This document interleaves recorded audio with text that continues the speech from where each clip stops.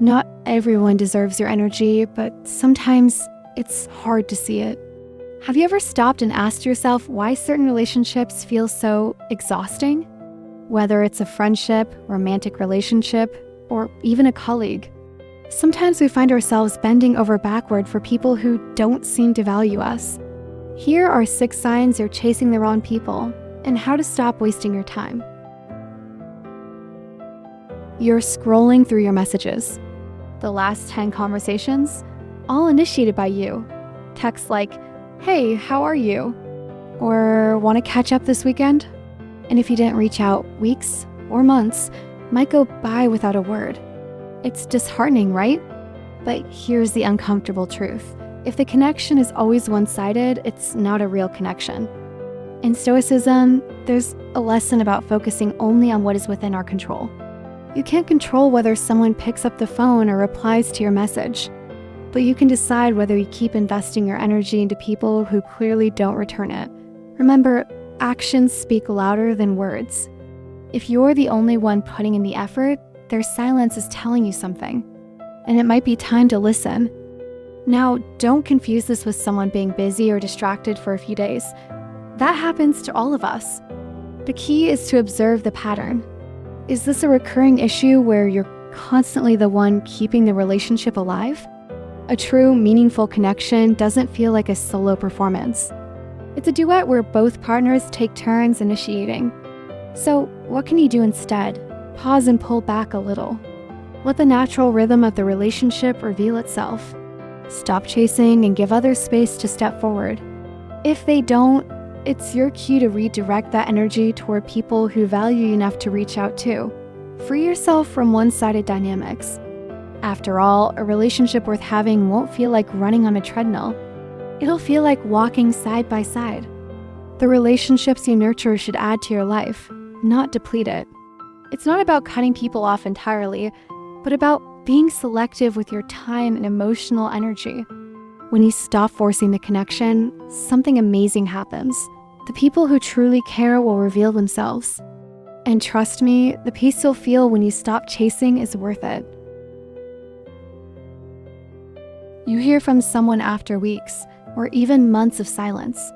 For a brief second, you're happy, thinking, finally, they reached out. But then, just as quickly, you realize the real reason for their message. They need something. Maybe it's a favor, your advice, or even just a venting session. After they get what they want, it's radio silence again. Sound familiar? Some people treat relationships like an ATM. They withdraw your energy, your time, and your resources, but they never deposit anything meaningful in return. Over time, this one-sided dynamic can leave you feeling used, unappreciated, and emotionally exhausted. So how do we handle this? The Stoics offer a timeless perspective. Marcus Aurelius reminds us, the soul becomes dyed with the color of its thoughts. The company you keep directly shapes your inner world. If you allow people who only take from you to dominate your relationships, you'll soon find your energy and spirit diminished. But let's be clear, helping others isn't the problem. Generosity is a virtue the Stoics value deeply. However, there's a key difference between healthy giving and being taken advantage of. When someone consistently takes without giving anything back, that's not a relationship. It's exploitation. Here's the solution. Start by recognizing the pattern. Be honest about who in your life only shows up when it's convenient for them. Once you see it, it's time to set boundaries. This doesn't mean shutting people out completely, but it does mean being mindful about how much access they have to you. Ask yourself, am I giving out of kindness or out of guilt? A helpful tool is what the Stoics called the dichotomy of control. You can't control whether someone respects your boundaries, but you can control whether you let them cross them. Decide how much you're willing to give, and don't be afraid to say no when something doesn't feel right. When you make space by stepping away from the people who only show up for their own benefit, something incredible happens. You find room for those who are genuinely there for you. People who contribute, celebrate you, and make you feel valued. These are the relationships worth investing in. Every time you interact with someone, it feels like you've just run a marathon. emotionally, mentally, or even physically. Instead of leaving that conversation feeling lighter or energized, you feel weighed down. It's like they've siphoned your energy without giving anything back. Sound familiar? We often tolerate these feelings because we convince ourselves that this is just how relationships are supposed to be. But here's a reality check. Good relationships might have their ups and downs, but overall, they should leave you feeling supported and fulfilled, not exhausted or anxious. The Stoics taught us to guard our inner peace fiercely. Ataraxia, the state of calmness and freedom from distress, is a cornerstone of a well-lived life. When a relationship disrupts your inner peace more often than it enriches it, that's a clear sign something's off. Think about it. Why are you allowing people to drain your most valuable resource, your mental well-being? So, how do you protect yourself? Start by becoming aware of how you feel after interactions with certain people. Do you feel anxious, depleted, or even resentful? Or do you feel seen, heard, and uplifted? Pay attention to the patterns. Once you identify relationships that drain you, set boundaries. You don't have to end every draining relationship immediately. Sometimes it's about rebalancing. For example, spend less time with people who disrupt your peace and more time with those who enhance it. It might feel selfish at first to prioritize your energy and peace. But think about this. If your mental and emotional reserves are constantly being depleted, how will you have anything left for yourself or the people who truly matter? Letting go of draining relationships isn't just an act of self-care. It's an act of self-respect. When you protect your peace, you open up space for relationships that nurture and fulfill you. And that, my friend, is where true strength lies. You're in a situation where you say yes to something you don't believe in, or you stay silent when you really want to speak up, all because you're afraid of rocking the boat, or worse, losing someone who feels important. But in doing so, you tear little pieces of yourself away bit by bit.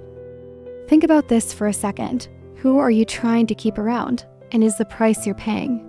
Your values, your principles, worth it?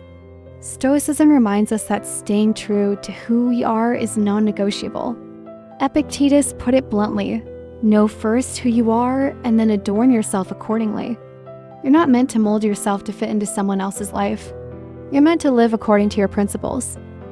When you sacrifice your values to keep someone around, what you're really saying is, your approval matters more to me than my own self-respect. Let's flip the script. What if, instead of abandoning your values, you stood firm in them? Those who truly matter, the ones who are worth your time, will respect you for your authenticity, not for how well you bend to fit their needs. Integrity is like a tree's roots, deep and strong. It grounds you when storms come and guides you when you're uncertain. The moment you start pulling those roots up to fit someone else's preferences, you risk losing yourself altogether. And trust me, no relationship is worth that kind of loss. So, how do you stop sacrificing your values? Start by asking yourself a simple question. Does this relationship require me to abandon who I truly am? If the answer is yes, it's time to either redefine that relationship or let it go. It might hurt at first, but remember, the people who truly belong in your life will embrace your boundaries, not push you to erase them. Living in alignment with your principles might mean losing some people, but it also means gaining something far more valuable: peace of mind and respect for yourself. In the end, that's the kind of connection no one can take away. Success should feel like a shared victory with the people you care about. When something good happens in your life, you naturally want those closest to you to cheer you on, to feel as proud as you do. But instead of congratulations or encouragement, there's silence, or worse, dismissal. They downplay your success, redirect the spotlight, or act like your accomplishments don't matter. This is more than just disappointing. It's a sign that the relationship lacks genuine support. Stoicism teaches us to surround ourselves with those who reflect virtue. A friend, partner, or colleague who can't celebrate your victories isn't acting from a place of virtue, but from envy, insecurity, or indifference. It's crucial to assess these dynamics carefully. Ask yourself, Do I feel encouraged and valued, or do I constantly have to explain or justify my achievements to gain acknowledgement? A real connection is based on shared respect and mutual joy. When one succeeds, everyone feels the glow. Stoics would argue that we are only responsible for our actions, not how others react. But they'd also remind us that it's okay to choose better companions. Marcus Aurelius said, "The happiness of your life depends on the quality of your thoughts." That includes the thoughts you let others impose on you. When someone refuses to celebrate your wins, their reaction tells you more about them than it ever could about you. It's not about cutting someone out immediately, but about prioritizing your peace. Seek relationships where success becomes a shared experience, where others celebrate with you and your achievements inspire them rather than intimidate or annoy them. Celebrating each other's wins should be effortless and authentic. When it's not, it's worth stepping back and redefining the role that person plays in your life.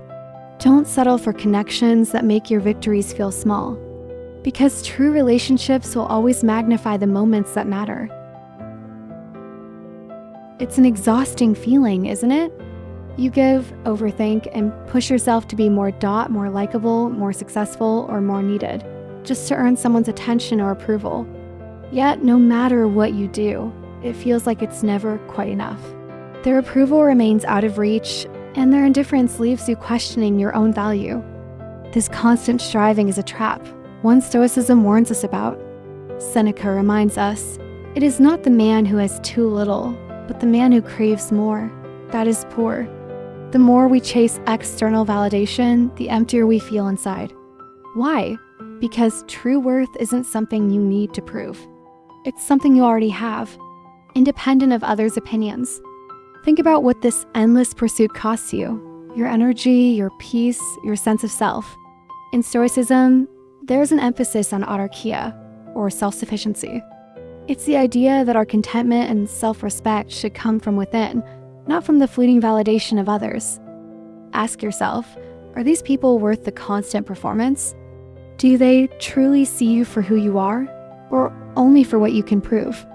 Often we chase validation from people who were never meant to value us in the first place. Here's how you can reclaim your worth. Stop chasing people who require a performance. Let go of the need to convince anyone of your value. Instead, focus on those who see it naturally, without you having to prove anything. And most importantly, invest in yourself. Build self-respect by aligning your actions with your values, not with someone else's expectations. Remember this: the people worth keeping in your life will value you for your presence, your authenticity, and your character, not for your ability to meet some invisible standard.